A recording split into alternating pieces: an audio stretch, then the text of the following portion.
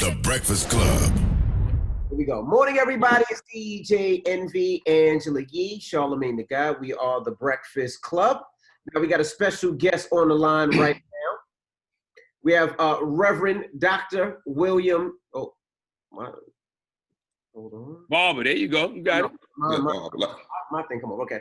We have Reverend Dr. William Barber. Good morning, brother. Good morning. Good morning. All right, we can hear you clearly now. Now, I was saying a second ago that you and Charlamagne were talking behind the scenes when we were setting everything up, and we said save it for air. So, Charlamagne, what were you talking about with the brother? Well, he was telling me about how when he goes to meetings with these politicians and he asks for things. Go ahead, Reverend Barber.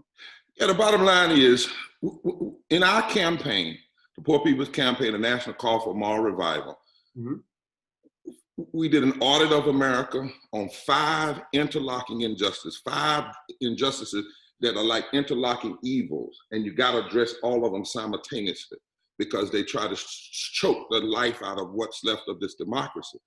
Systemic racism in all of its forms, systemic poverty, ecological devastation, denial of health care, the war economy and militarism, and the false moral narrative of religious nationalism and white evangelicalism. When you go into meetings and you start talking and you lay out an agenda, you actually have 50 things or 20 things that relate to that, how we deal with it. The question is always, well, what is the most important? Or what one thing? Or for instance, on race, they'll say, okay, well, we got a commission that we're gonna do on racism. And what we say is, we have an agenda here. And then after a while, I finally say, listen, look at this pandemic. We passed 3 bills, $3 trillion in less than 40 days, back in 2 weeks. The corporations get everything they want. They get $3 trillion. So if they can get 3 trillion things, then you need to hear my 50, right? We're not playing that game because politics is not just about listening. So I mean, one of the things that I'm deeply concerned about right now, I heard it this morning, somebody say, well, you know, Trump this and Trump this, but you know, we were getting along before him. I'm saying, but getting along doing what? That's right. Getting along doing what? There were 140 million poor people in this country prior to the pandemic. 43% of this nation and 61% of African Americans were poor and low income prior to this pandemic. And 700 people were dying a day and 250,000 a year. 7 people died from vaping, and we had a congressional hearing. 7 people died from vaping, and there was a presidential audience in the White House. 700 people dying a day from poverty, and 61% of African Americans poor and low wealth, 68% of Latino, and politicians are scared to say poverty. Republicans racialize it, Democrats run from it, nobody deals with the reality of it. So we're not gonna just talk about one thing. We need to talk about the comprehensive things that need to be done. Absolutely. Let me ask you a question, Reverend Barber. Why haven't Black people received the economic justice they deserve from this country? You know, it has a long history. I don't want to go through the whole history. You know it as well as I do. You know, even after slavery, you know, the thing that they stopped real quick was the 40 acres and the mule. It's kind of like, y'all free, and pause.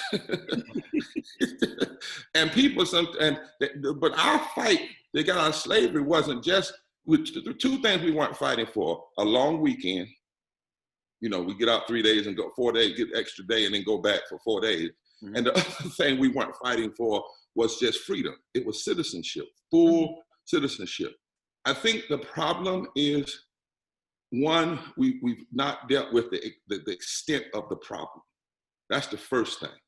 Since King's killed, Robert Kennedy was killed in 1968, for about 52 years, if you think about it, the issue of poverty has been wiped off the table.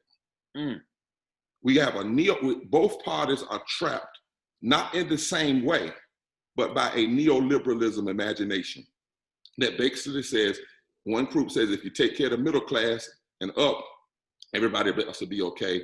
If you take care, well, others says, if you take care of the top, it'll trickle down. Well, that's just not true. And so when you're trapped in that imagination, and you're not even talking about the extent of the economic injustice. You know, I want your audience to hear that piece. When I say 140 million people, that ought to shock everybody. First of all, the government says there's only 38, 39 million people that are poor. That's not true. According to Columbia, Harvard, it's 140 million. Now, if you don't ever deal with the extent of the problem, or you marginalize the problem, then your policies are not going to represent. I've said to, in the Poor People's Campaign, we say it to the Black Caucus, the Latino Caucus, the Progressive Caucus. We'll say it to anybody, Republicans and Democrats. You cannot continue to pass policies year after year after year and say we're getting better a little bit and never deal with the fact that 43% of your entire population in poverty. And in this pandemic, it's going over 50. It's going over 50%. So we first have to deal with the extent of the issue. So what do you think the solution should be? How do we solve this problem? Right. Well, again, if I might talk in the terms that I talk in terms of fusion, moral fusion analysis, there are several things that block us from dealing with the real economic agenda. One starts with racism, one form of racism, and that's racist voter suppression and gerrymandering, because that's used to lock up the system in a certain way so that people can't really break through and be engaged. What I mean by that, we do mapping in our movement. And every state that is a racist voter suppression state, that's where the governor, the legislature, the congressional representatives, the Senate, and the presidential candidates get elected, is skewed by gerrymandering and racism. Okay, that's a fact of the matter. The courts recently called it surgical racism. So that means that your political bodies are not really representative of the people.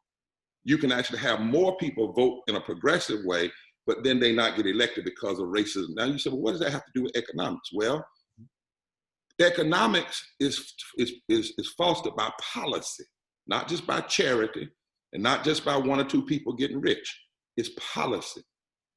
54% of all African Americans, for instance, make less than a living wage. You could change that tomorrow by raising the minimum wage to $15 an hour and pump $638 billion into the economy. But you can't raise that just by asking corporations to be nice. It has to be a policy. Voter suppression undermines our politics. Let me quickly show you what I mean by that. Mm-hmm. Every state that is a racist voter suppression state, if you put the map over there, is also a high poverty state, is also a state where the politicians block living wages and block health care. And the people who are doing that, many of them get elected, not because they won the vote, but because they cheated through racist voter suppression and gerrymandering. So you have, and here's the other piece of that.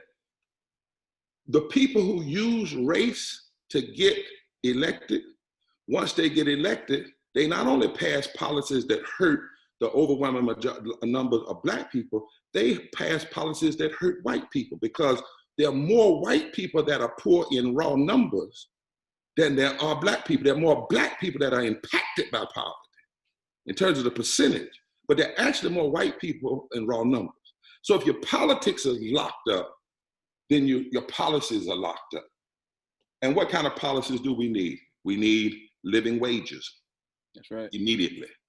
We need guaranteed basic income. Dr. King talked about that years ago. That's right. We need health care. 80 million people in this country without health care or underinsured in the richest nation in the world. There are 25 other countries that are considered the richest countries in this world. We're the only one of the 25 that connects health care to your job and not to your body and your humanity. And we're going to have 13 million more people added in the midst of this pandemic, the projections say. And every congressperson gets free health care. Every governor gets free health care. But when it comes to the people having the same thing they have, all of a sudden we can't afford it. Healthcare undermines economic prosperity. We need to have investments in empowerment zones where there's been not just 20 years of poverty, where poverty is, investment in those areas to draw in businesses, to draw in development in those areas. We have to deal with ecological devastation because it's killing Black people. Go down to Cancer Alley in Louisiana. St. Parish County had the highest per capita rate of death before COVID. That's right in the middle of Cancer Alley, where they said they were bringing all of those businesses and would create business. It didn't create business, it created cancer, created death. Then you can't deal with grades our economic prosperity if you don't deal with the war economy. Right now, we spend 53 cents of every discretionary dollar into the war economy. That's $850 billion. If you, that's more money. That's more money than China, Russia, North Korea, Iran, and Iraq combined. Just one contract from Boeing could fund all of the states that denied Medicaid expansion under the Affordable Care Act. Just one contract, man. So you got to, Dr. King said, any country whose decisions politically are being made primarily by how you fund the military and fund the greed, what Eisenhower called the Congressional Industrial Military Complex, is a country headed towards spiritual death. So Dr. DJ Envy, the thing about it is it has to be a comprehensive analysis because one thing tricks into the other. For instance, let me give you some numbers. 54% of African Americans make less than living wage. That means people who are working every day, but still some have to live in their cars. There's not a county in this country where you can work a minimum wage job and afford a basic 2-bedroom house. Not one county.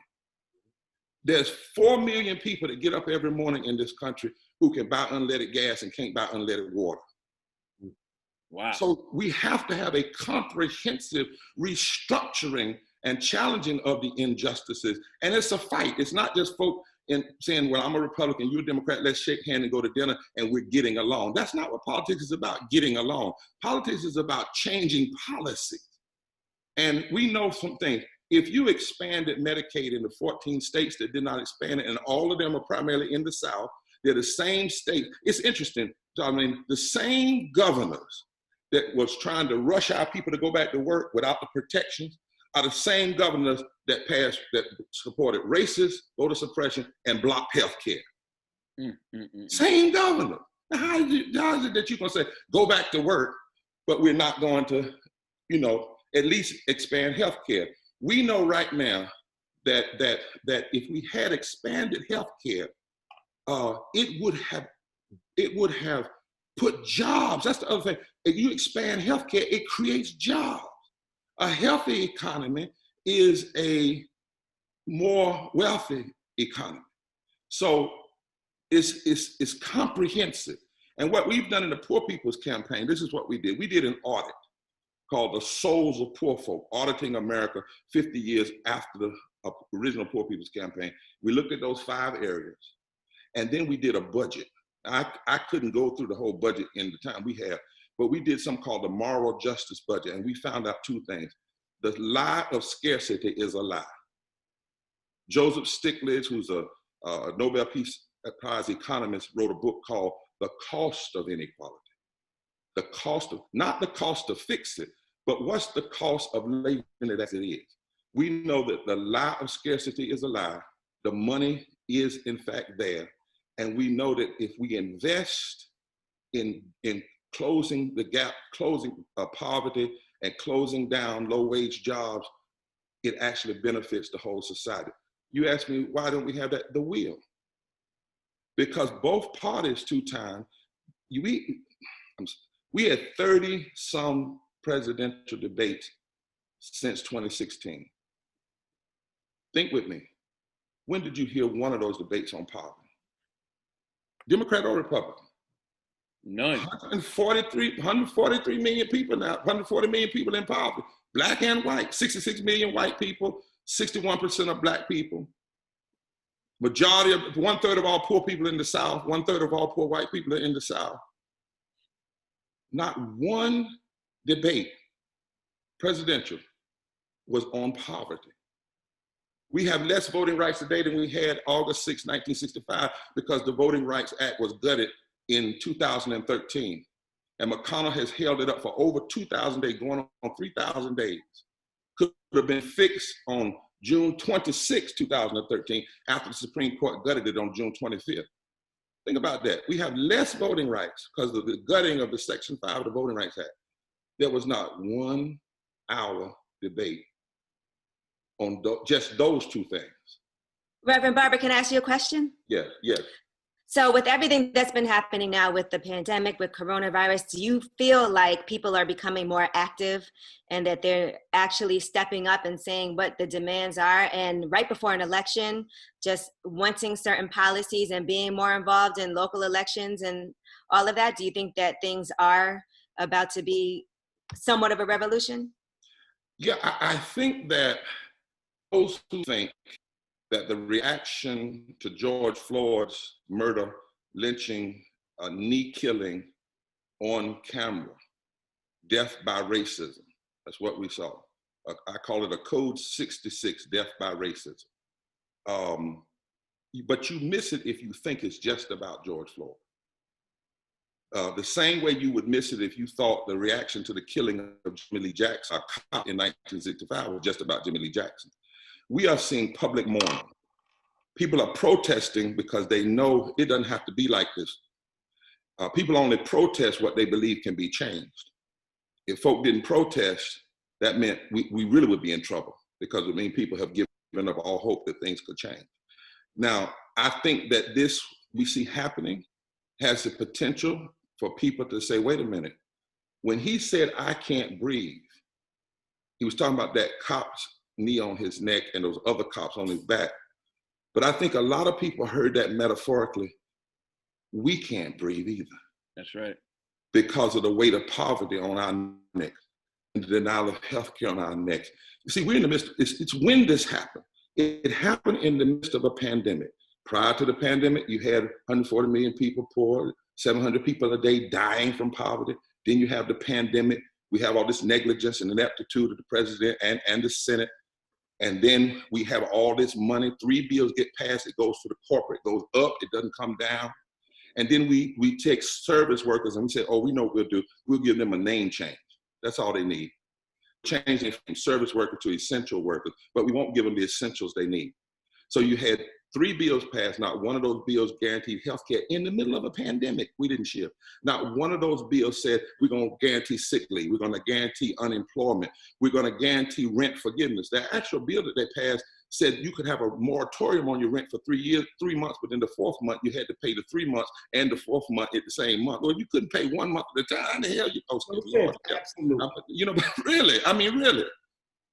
And we didn't even guarantee in those bills utilities could be cut off. So in a pandemic where you need to wash your hands, there was nothing in there that said you can't cut off people's water. Dang. Right, but like you said, you know, I was talking the other day, I was like, you know, you say deferment, I ain't got to pay for 3 months, right? Let's say 4 months, let's say. Right. Then I got to get and find a job. Then when I find a job, you want me to pay the full 4 months right away? Right. I can't afford it. Or And you did. On the bill, you can't, how could you, if I couldn't pay, if I could barely pay $1,300, now you're going to raise my note up so I can make up the 4 months? Right. Now I can't pay that. I'm going to be late and you're going to evict me. That's right. But you immediately give the corporations $2-3 trillion. 85% of all that money went up top. 85%. Mm-hmm. So basically you say to them, we're going to pay you to pay your bill. In fact, we're going to say poor folk have to pay an 85% surcharge just to get a little teeny bit. We didn't, you know, nobody would look, from my Breakfast Club, you wouldn't go to a club that had an 85% surcharge on you just coming in. Come on, y'all. I mean, we ain't all been saved all our life. Come on here. Hey, Reverend Barber, I keep saying that if Barack Obama is JFK, Joe Biden has the chance to be Lyndon B. Johnson, especially in a moment like this. Do you think he could be as progressive on race and class as LBJ? Well, let me, and I'm gonna answer that by finishing that point and come right to it. Mm-hmm. So we have 100,000 people die. And then we find out 60, 70% of them didn't have to die. Think about where we are. Mm-hmm. We're already dying, poor folk dying, people for lack of health care. Every 500,000 people, 2,800 people die. For every 500,000 people that don't have health care, 2,800 people die. And then we see this lynching. It didn't just happen. A 17-year-old girl stood before Goliath, the Goliath of racism and murder, and kept her phone. And we got to see it from start to finish. And when that happened, it shocked folk, and they said, the systems are failing. This guy, not in our name, in the name of the state, murdered this guy in front of us, but it's not just George Floyd and all the other, we hear the echoes of Eric Garner, but people, we're in a season of dying. Mm-hmm. Right? Now, can Biden be LBJ, or can he be Franklin Delano Roosevelt? Or I think we are in a third Reconstruction, the pains of a third Reconstruction. The first one was Reconstruction right after slavery. Mm-hmm. Then you had a reaction to that, just like Trump was reacting to Barack Obama. We had a second Reconstruction, the Civil Rights Movement. Then the reaction to that was the Southern strategy and Wallace and Nixon and all that. And now we're in the birth pains of a third Reconstruction. I said to Vice President on an Easter podcast, I heard it. All right, that there are moments that crucifixion gives you an opportunity to resurrect, mm-hmm. but you got to take it. There are moments that what you may have said and meant well before doesn't fit. And you have to know that moment. And not only Biden, but the Congress. I keep saying to even to Democrats, all this energy in the streets, what if people, you come out, they come out with a hero's bill, but even that's limited. Because it's limited, they say, well, what we can't get passed because of McConnell. Well, why not pass in the House what ought to be passed? And then if McConnell wants to go against people's lives, let him do that publicly. And we film that and show it to people. And then the question becomes, do you want to vote for folk who are trying to fight for you to have health care? Or do you want to vote for folk that even in the midst of a pandemic will let you die? Do you want to vote for people who will say you need a living wage and will push that out there? Or do you want to vote for people who believe in things that really need to live are corporations? There has to be a dichotomy. And we have to get free of this neoliberal from the middle up imagination. So I think it's possible, but it's only possible if it's rooted in policy. That's right. It can't just be conversation. And this is the time I think you have to do a major presentation. In fact, this is gonna sound strange, maybe to some folks. And let me say it here. I keep hearing folks saying we need a Black agenda, but the question is, how do we do that? And what I mean by that, if you look at these 5 interlocking injustices, what I'm looking for and what the Poor People's Campaign is looking for, and why we're meeting on June 20th, 2020 for a mass Poor People's Assembly and Moral March on Washington. We were gonna do it on Pennsylvania Avenue. Now it's gonna be on digital. And we've been sent out 50 million invitations, and we have 45 state coordinating committees and 16 denominations and 100 partners. But that day, you're not gonna hear from me, or say, you're gonna hear from this white coal miner in Kentucky who's hooking up with these Black folk from the Mississippi Delta who've decided to address racism and poverty. Not just poverty so we don't have to deal with race, and not just race so they think that's just dealing with Black people.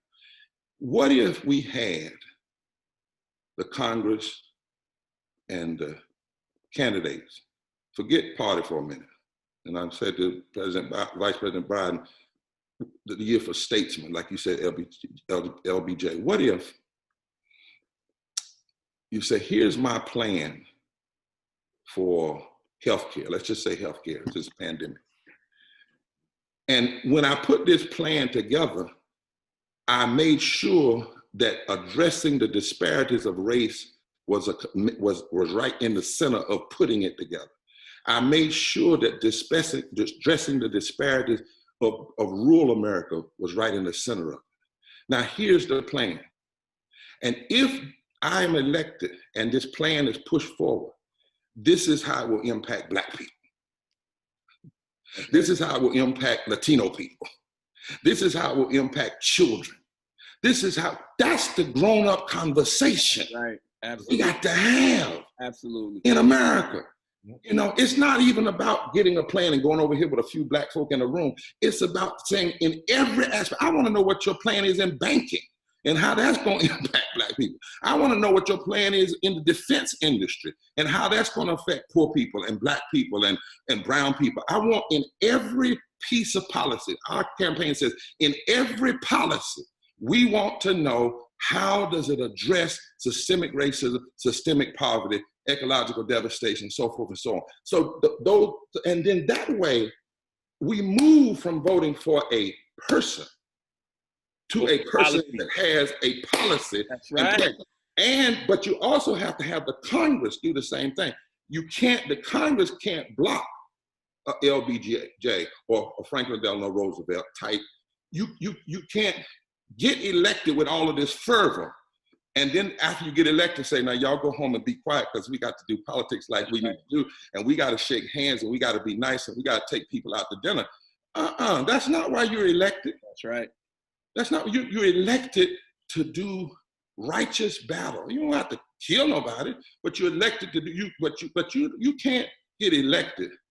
And somebody, I remember I was in front of a congressional hearing, and Mark Meadows, who's now the president's chief of staff, was bragging about how he loved a congressman that just died from Baltimore. And I can't remember his name. Oh, yeah, man. God damn it. Helped my mind early this morning. I got it. Jesus. It'll come back in a minute. But he was bragging about how they were great friends. Mm-hmm. So when it was my time to talk, I said, I wish Congressman Meadows, you all had the friendship where you would have been with him on economic injustice. Elijah Cummings, rest in peace. Elijah Cummings. I wish you would have been with him on healthcare, because I don't understand this kind of friendship. And that's not something you ought to brag about in politics. You ought not brag, well, we just can shake hands and get along. But if getting along doesn't address the issue of 140 million people in poverty, doesn't address systemic racism. You know what Coretta Scott King said? Not Dr. King, Coretta said. When they asked her about violence one time, because her husband had been shot, murdered, she said, let me tell you about violence. Violence is denying a child education. I'm talking about violence. Violence is denying health care. Violence is denying people wages and union rights. Violence is undermining a culture. And then she said, and there's another form of violence, and that is an apathetic attitude that refuses to address the other forms of violence, is itself a sinister form of violence. You said systemic racism is choking the life out of American democracy. So how do we dismantle the system of systemic racism? Yeah, well, racism, and I'm glad you said that, systemic racism, because first of all, we have to understand that racism is not a spectacle. That's the first thing. We have to stop seeing racism as just being a spectacle. So you have a whole lot of people right now, and I love them, but the truth is, they are saying we're against racism. What they mean is they're against what they saw on that camera because it's on that camera. I don't know yet if you're against racism until you have to vote on a policy. Ooh. I really don't know that. Mm-hmm. See, all I know right now is it's too hot for you to be, pro that. Yeah. Unless you're Trump or somebody, and right. even, he got enough sense to say he didn't go too far. He said he didn't like what he saw. And a lot of people can say, I'm against what happened to George Floyd. But what about putting in the law that if you are an officer and you murder somebody, there will be investigation, prosecution, conviction, and incarceration for what you did. And if you're an officer that's there when that happens and doesn't prevent that from happening. Right. And if you are a department and you hire and house people who have these racist elements, and it's found out that you're gonna have to pay, right, the people that they that's when you'll know who's against racism. Right. You can talk all day long, but when we have to vote on this restoration of the Voting Rights Act, because see, every policy denial, we often don't talk about it like this, but in America, you have to examine the racist elements in every policy. That's right. It might seem benign, like we can be talking about healthcare, but you can't talk about the denial of healthcare without talking about racial disparity. You can't talk about denial of living wages without talking about racial disparity. And the way we change it, Charlamagne, is we have to have that conversation. Too often in this culture, many people, they want to have the spectacle conversation. Like what's happening now, everybody, you know, we got to change this, we got to change this. Too many people mean we need to put things back in the box and go back to normal. Well, no. Do you remember Dr. King in 1963, his I Have a Dream speech was actually entitled Normalcy No More. That was the actual title. And that's what, we can't have normalcy. We can't be the same coming out of this. We need a thorough examination of all the policies of this land and how they continue to perpetuate systemic racism and systemic poverty. That's why I keep saying, man, voting doesn't matter if the person you voting for is not going to go in there and help dismantle the system of white supremacy. Exactly. And then you got to teach folk what we do in the Poor People's Campaign is we teach people that racism, when you really push it, it's not just against Black people, it's against humanity, it's against the democracy. It hurts everybody. Remember what I said, the same politician that passed racist voter suppression law block living wages and block health care. And when they do that, it actually blocks more in raw numbers, not in impact, white people. That's why our campaign is organizing people in the hills of Kentucky and in the Black streets of Louisville. Because Dr. King said in '65, anytime Black poor folk and white poor folk, he said this at the end of the Selma to Montgomery march, I think one of his greatest speeches that we don't reference enough. He said, anytime there's the possibility for poor Black folk and poor white people to change the political capitals and to change the policy, the Bourbon class, notice he didn't say Democrat or Republican, he said the Bourbon class, the aristocracy, sows division by design. And so we have to, first of all, deal with what racism is. And then second of all, we have to examine it in every aspect of policy. And then third of all, we have to be able to name specific policies that are going to unpack it. And I think what people misread when you ask these questions on the front end, they act like Black people, like if you ask a question and push me, then you might not vote for me in November. Well, I might not. But if I ask you and maybe you give me 50%, I might look at the other person and say, well, they're at 20%, so I vote for you and then I push you after the election for the rest of the 50. But you can't just get a pass. I got 2 quick questions, man. The Poor People's Campaign, that's the movement Dr. MLK Jr. was pivoting to. It's ultimately, I think, what got him killed. What made you want to take that cause on? Well, it got him killed. You know, it pains me to say some of this, but when Dr. King called his nation the greatest purveyor of violence, in exactly 1 year to the date of his death, August 3rd, 1967, and he started talking about the 3 evils: poverty, racism, and militarism. Mm-hmm. And he said that America couldn't be who she pretends to be and promises to be without dealing with all 3 of those, moral fusion. He said we got to deal with all 3 of them. The next morning, over 100 newspapers wrote against him. Some Black newspapers wrote against him.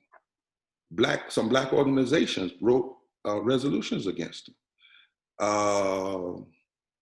Prominent organizations, some ministers turned against him. He lost his invitation to the White House. And the more he started talking about the two Americas, one prosperous and one poor, the more he started bringing together poor and white people and Black people around this agenda to deal with racism and poverty. What you see in the street now, white and Black folk, but talking about racism and poverty. Once he did that, he was marked because it was about fundamentally shifting the society. Now, the other half of that story is it was the Black welfare rights women that kind of pushed Dr. King to go in that direction. And Dr. King understood something. You cannot change this society until you change the narrators. Mm-hmm. That's what we're doing today.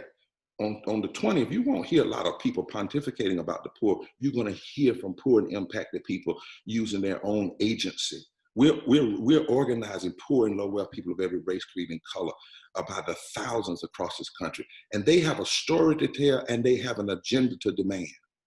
right? And they understand, the ones we're organizing, that it requires addressing all these issues, not either one.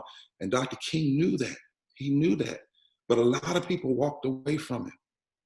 A lot of his own people walked away from it. Rabbi Heschel stood with him, and Cesar Chavez stood with him, and the welfare rights women stood with him, and some other, but they walked away. Because when you start talking about poverty and racism and militarism, and we believe you add ecological devastation, and then this false white nationalism, white evangelicalism, religious evangelicalism, now you're getting at the heart of the matter.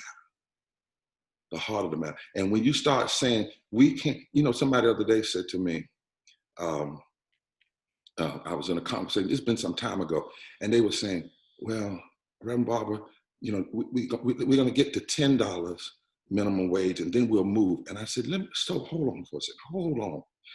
It took us 400 years, 250 years of slavery, 100 years of Jim Crow to get to 725. We went from 0 to 725. That slavery 0 to, how much longer? I mean, really, now think about how much longer. And on top of that, how your economy is going down. Right now, if you passed a living wage, it would actually help us stop this possible depression we're going into, because people would have more disposable resources. Yeah. Right? So yes, Dr. King started it, many other people were there. It got him killed, but there has to be a resurrection. And and we see the Poor People's Campaign as part of that resurrection. But we are also reaching back to the first Reconstruction and what we call the moral fusion movement and bringing people together. A lot of people don't know that right after slavery, Black and white people formed coalitions in the South that fundamentally reached the Southern state for about 4 years. And they passed new voting laws, new criminal justice laws, new economic laws, and then it was violently overturned. And then it was really overturned in 1877 when a president loses the popular vote, but wins the electoral college. We heard that before? Yeah. That happened in 1877. Yeah. And by 1896, we had Plessy versus Ferguson. By 1898, we had the Wilmington riot. By 1900, Black people were being hung and lynched on an average of 1 per day. And then we elected Woodrow Wilson, who played Birth of a Nation in the Oval Office and said it was accurate history, who also during a pandemic denied it and caused 650,000 people to die in the country. See, so we're seeing some of the return, but on the other side, we always had movements of resistance. We've always had people like you, Charlamagne, that said, no, I want to see the policy. I want to know what's going on. I want you to tell me, just like when you go in and speak to these lobbyists and speak to the corporation, we want to know what the policies are and what you're going to fight for. And some of it is, even if you don't win, if we at least know you're not going to just write off 140 million poor people, at least you're going to call their names and create a policy and fight, and then give us something, and we're going to push in the street, and at least you're going to turn our screams into public policy. That's what we need. Turn out, don't let us mourn for nothing, because our mourning, our marching, our protest is proof that we still have some hope in the possibility of change. What we need is folk who will turn those screams and those mourning into public policy, and let's have the debate. Let's stop allowing people to undercut us in the back room and all of these discussions where they say, well, we work it out in the back room. Have the debate in public. Have the debate on C-SPAN. Let us know where people stand on these issues. And if you do that, it will actually cause the democracy to breathe. See, what I think is happening right now, all these protests, people feel like they have the weight of poverty on them, the weight of police brutality on them, the weight of hurt, the weight of this pandemic, the weight of denial of healthcare. And all the protesting, in addition to being for George, is the democracy is trying to breathe. That's right. Establishment of justice is trying to breathe. Providing for the common defense is trying to breathe. Promoting the general welfare is trying to breathe. Equal protection under law is trying to breathe. Because what's happening is, metaphorically, the whole culture is saying, we can't breathe. Maybe you can sit in your office and be okay, but I can't feed my children. 140 million of us. I work every day and sleep in my car. I can tell you story after story. I'd like for someone to come on your show. So you're not listening to me, black and white. And people are saying, I can't breathe. But I see the corporations breathing. I see them getting more and more and more and more resources. And you tell me it's going to trickle down, but it never trickles down because it's not going to trickle down. It has to come from the bottom up. I can't breathe, and I'm trying to breathe.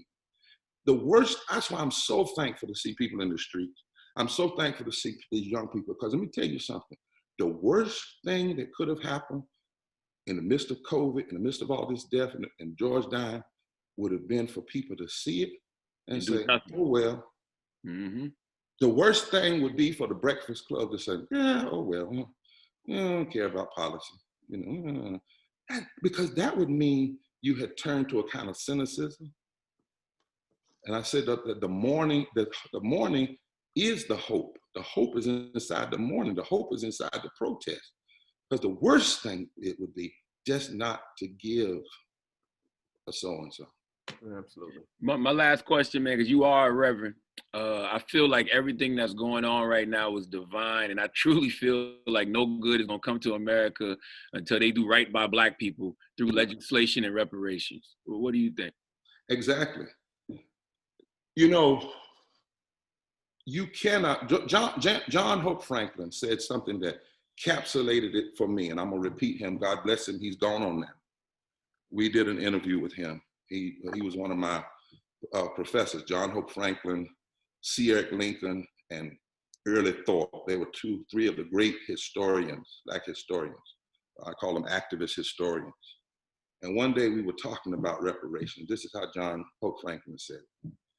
He said, if I could keep somebody in slavery for 250 years and then let them go and just say, oops, that's what not doing reparations. That's not dealing with the realities of the injustices that still permeate from 250 years of free labor being taken. If I can do that to somebody and then just say, well, DJ Envy, oops, I'm sorry. Go be free. That's what John Hope Franklin said. America can't just say oops. Right. Not just to us, but to the genocide, because that's toward First Nation people. You can't just say oops.